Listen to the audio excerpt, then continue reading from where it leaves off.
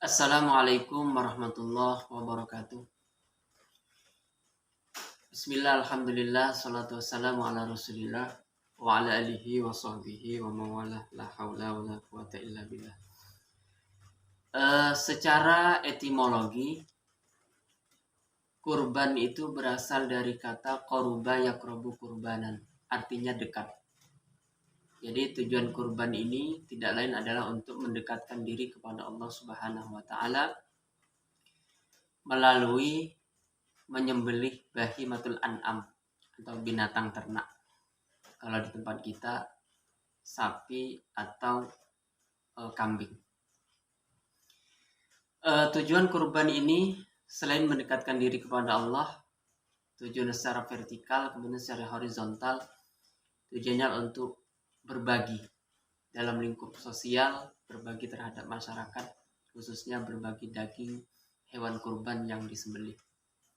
Kemudian hukum berkurban ini yakni sunnah muakkad, sunnah yang sangat dianjurkan. Bahkan bagi orang yang mampu, kurban ini bisa menjadi wajib. Karena kalau memang dia memiliki harta yang banyak, yang lebih, maka bisa menjadi wajib berkurban baginya.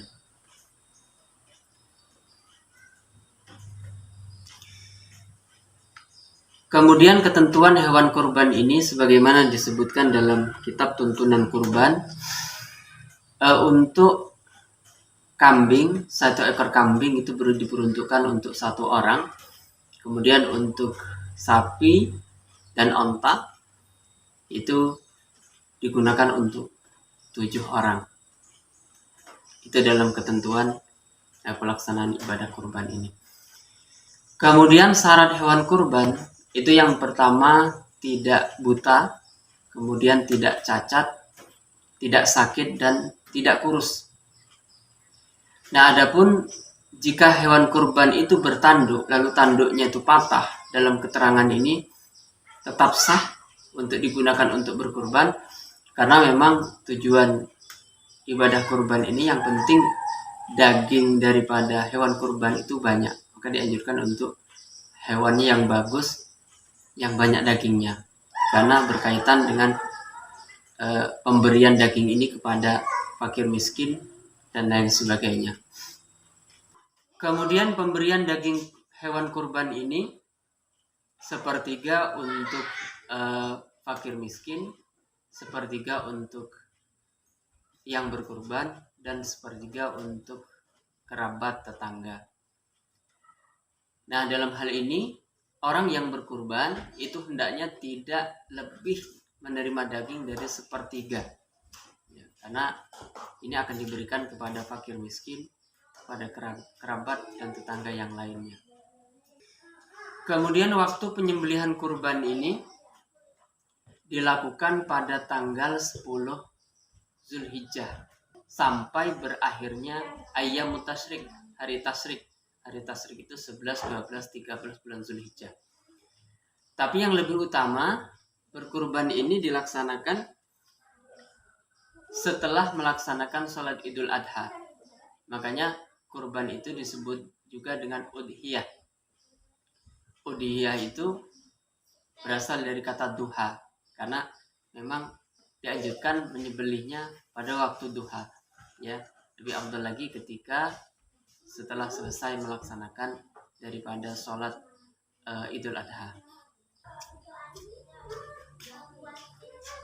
Kemudian bagaimana hukum arisan dalam berkurban? Kurban yang dilakukan dengan arisan ini hukumnya boleh saja, dengan syarat peserta yang berkurban itu dia memiliki kemampuan untuk membayar hingga selesai seluruh jamaah yang berkurban itu melaksanakan kurban. Jadi jangan sampai arisan yang dilakukan ini menjadi beban atau akhirnya tidak bisa membayar, karena kita kembali kepada hukum daripada kurban itu tadi, hukumnya sunnah muakkad. Jadi dengan syarat ada jaminan untuk membayar kemampuannya hingga selesai daripada seluruh peserta kurban ini sampai mendapat jatah kurban semua hingga selesai. Jadi dianjurkan bagi orang yang berkurban itu tidak memotong kuku, tidak memotong rambut dari tanggal 1 sampai tanggal 10 Zulhijjah selesai berkurban. Ya, karena memang ada keterangan dari sabda Nabi Shallallahu Alaihi Wasallam.